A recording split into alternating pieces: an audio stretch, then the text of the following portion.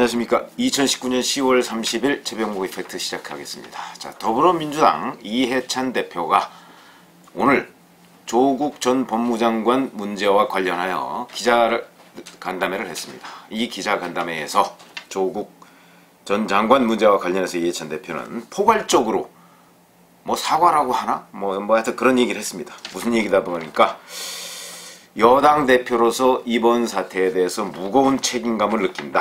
국민들께 송구스럽다. 이렇게 얘기를 했습니다. 무엇이 송구스럽다는 얘기인지. 그러니까 조국 전 법무부 장관을 지키지 못해서 송구스럽다는 얘기인지, 아니면 조국 전 장관 사태와 관련해서 검찰이 수사를 방해해서 송구스럽다는 얘기인지, 아니면 조국 전 장관 문제와 관련해서 본인들이 제대로 청와대에 관련한 후속 조치나 이런 것들을 요구하지 못한 것이 송구스럽다는 것인지 불분명합니다. 그러니까 이제 기자들이 뭐라고 물었냐면, 지금 얘기하신 것이 송구스럽다고 얘기한 것이 사과입니까? 라고 얘기했더니 그거는 그냥 표현대로라고 얘기했습니다. 사과라는 표현을 쓰기 싫은 모양이죠. 그런데 이게 문제가 아니고, 그 다음에 또 뭐라고 얘기했냐면, 검찰개혁이란 대의에 집중하다 보니 특히 청년들이 느꼈을 불공정에 대한 상대적 박탈감, 좌절감을 깊이 헤아리지 못했다. 이렇게 얘기했습니다. 이 부분을 들어보면서 불공정에 대한 상대적 박탈감과 좌절감. 자, 우리 잘 생각해 보십시다. 이제 조국 전 법무부 장관이 저질러서 지금 현재 검찰 소환을 앞두고 있죠. 그런데 그의 부인인 정경심 교수는 구속됐죠. 무려 11가지 혐의, 거기에다가 플러스 사문서 위조까지 포함해서 12가지 혐의를 지금 받고 있는데, 그 중에 4가지가 조국 전 장관과 연관성이 있는 것으로 보이고, 조국 전 장관은 그 문제와 별개로 공직자윤리법 위반, 그 다음에 뇌물죄 혐의도 지금 검찰이 들여다보고 있습니다. 자, 그런데 이게 지금 불공정 문제입니까? 왜냐하면 이 문제와 관련해서 문재인 대통령도 국회 시정연설에서 제도 내의 합법적 불공정 얘기를 했습니다. 자, 지금 단국대 하나하나씩 따져보죠. 단국대 의과학연구소에 2주 인턴하고서 그 논문의 제1저자가 된 것, 이게 제도 내의 합법적 불공정입니까? 불법입니다. 불법. 법률적으로는 어떨지 모르겠으나 여하튼 상식에 반하는 법률 위반 행위고, 그걸 가지고 고려대 입시에 사용을 했기 때문에 그것은 업무방해입니다. 지금 그 부분을 처벌을 못하는 이유는 그게 2010학년도의 일이기 때문에 사실상 공소시효가 끝났다고 해서 처벌을 못하는 것이지, 그게 합법의 범위 내에 있기 때문이 아닙니다. 자, 이런 문제에 대해서 왜 대통령과 집권당 대표가 외면하고 있죠? 국민들은 그런 부분에 대해서 분노하고 있습니다. 그리고 서울대 환경대학원에서 그 1년간 받았다는 804만원의 장학금, 그 장학금은 누군가의 추천을 통해서만 받을 수 있는 데입니다. 근데 아무도 추천한 사람이 없습니다. 국민들은 이거의 진상을 알고 싶어 합니다. 도대체 누가 그 장학금을 추천해서 주었으며, 그 다음에 왜 서울대는 지금까지도 그 부분에 관해서 함구를 하고 있는가? 이런 가진 자들의 카르텔, 그 부분에 대한 진상을 알고 싶어 하는 것입니다. 그것이 국민들의 눈높이입니다. 이것은 제도 내의 합법적 불공정이라고 저는 할 수 있다고 생각합니다. 장학금 문제는. 그러나 이것도 엄밀하게 따지면 그로 인해서 누군가는 그 돈이 꼭 필요한데 그 돈을 받지 못한 사람이 생겼습니다. 피해자가 생겼습니다. 그런데 그 부분에 관해서 아무도 지금 입을 열지 않고 있고, 검찰이 어디까지 수사를 했는지는 모르겠으나 드러나지 않고 있습니다. 국민들은 이런 부분에 분노하는 것입니다. 또 하나, 사모펀드 부분, 그건 아직도 계속 진행이 되고 있습니다만은, 자, 2018년 1월 조국 전 장관이 대통령 민정수석으로 있을 때 그 1월에 23일, 30일, 31일 연이어서 조국 전 장관의 부인 정경심 교수가 본인이 아닌 본인 돈으로 차명을 이용해서, 그리고 미공개 정보를 활용해서 주식을 12만 주를 산 것으로 보이고, 그 외에 또 누군가가 7만 주를 1월 31일 날 산 것으로 보입니다. 그런데 그 1월 31일 날 그러니까 WFM이라는 데가 호재성 공시를 두 가지를 합니다. 18억 5천만 원의 투자 유치를 했다. 그 다음에 앞으로 20억 원 상당의 투자가 전환사채를 발행해서 들어올 것이다. 이런 두 가지 호재성 공시를 하는데 12만 주를 산 게 1월 30일입니다. 그런데 그게 정경심 교수가 아마도 급하게 산 것으로 보이는데 바로 그날 청와대에서 12만 주면은 6억 원어치입니다. 원래는 8억 4천만 원어치여야 되는데 6억 원 주고 삽니다. 그런데 그 6억 원 중에 얼마가 조국 전 장관이 보탰는지는 모르겠으나 바로 그날 조국 전 장관이 청와대 경내에 있는 101 경비단에 설치된 ATM기를 통해서 5천만 원을 정경심 교수한테 송금을 합니다. 이 5천만 원이 바로 WFM 주식 12만 주를 사는 데 보태졌는지 아닌지는 현재 드러난 건 없으나 어쨌든 간에 1월 30일 날 송금을 합니다. 그렇다면 이 송금이 결국은 1월 31일 날 바로 다음날 호재성 공시할 것을 미리 알고 1월 30일 날 급하게 산 것 아니냐, 이런 가설이 성립하죠. 만약에 그 호재성 공시를 알고 미리 했다 하는 의심을 지금 검찰이 하고 있는데, 그렇다면 바로 그게 미공개 정보를 활용한 주식 매입입니다. 주식 차명 매입이죠. 그런데 그게 만약에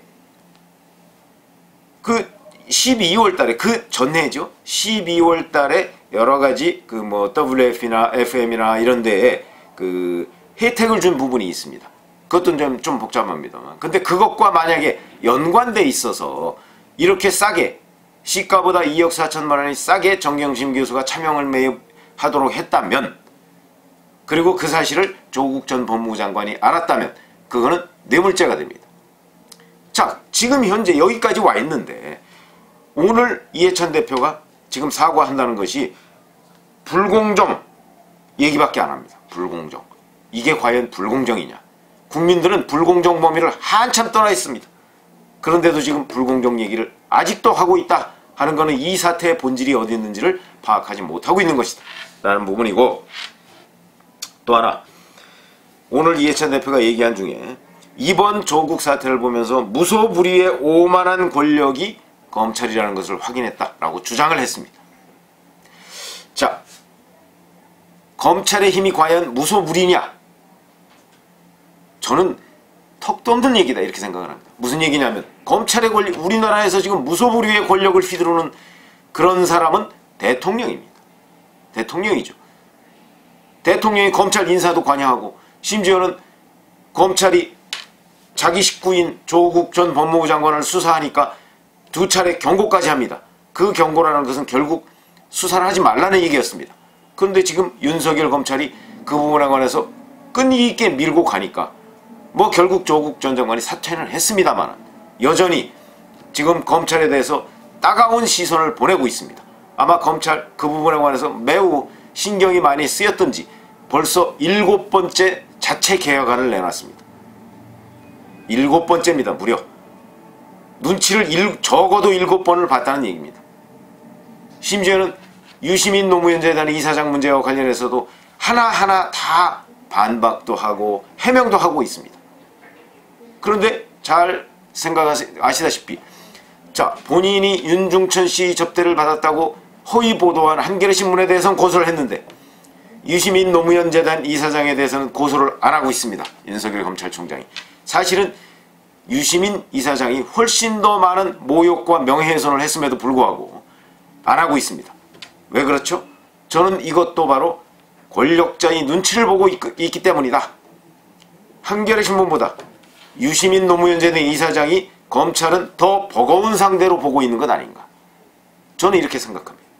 자, 그러면 무소불위의 오만한 권력을 가지고 있는 걸 확인했다고요?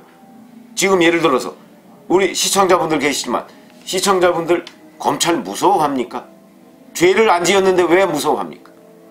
죄를 안 지은 사람은 검찰이 무서울 것이 없습니다. 죄를 지은 사람한테는 검찰도 무섭고 경찰도 무섭고 다 무섭습니다.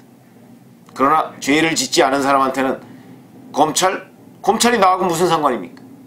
그리고 경찰이 나하고 무슨 상관입니까? 내가 죄를 짓지 않았는데. 그러면 검찰이 가지고 있는 권력이라는 것은 범죄자에 대해서 가지고 있는 권력입니다. 그리고 범죄자에 대해서도 무수무리의 권력 가지고 있지 않습니다. 그 범죄자가 잘못됐을 때 그 부분에 관해서 질문을 하고 조사를 하고 수사를 할 수 있는 권한을 가지고 있을 뿐입니다. 그것도 압수수색을 마음대로 못합니다. 법원이 지금 조국 전 장관 관련해서 금융계좌 압수수색, 휴대전화 압수수색 다 기각했죠. 발부 안 했습니다. 그래서 지금 조국 전 장관과 정경심 교수의 휴대전화, 금융계좌 하나도 수색 못하고 있습니다. 이거 수사 방해입니다. 그런데도 지금 검찰이 그 부분을 꼼짝도 못하고 있습니다. 무슨 무수보리의 권력을 확인했습니까? 어디서 확인했습니까? 이런 조국 사태의 본질, 그리고 검찰개혁에 이런 대의에 집중했다고 했습니다.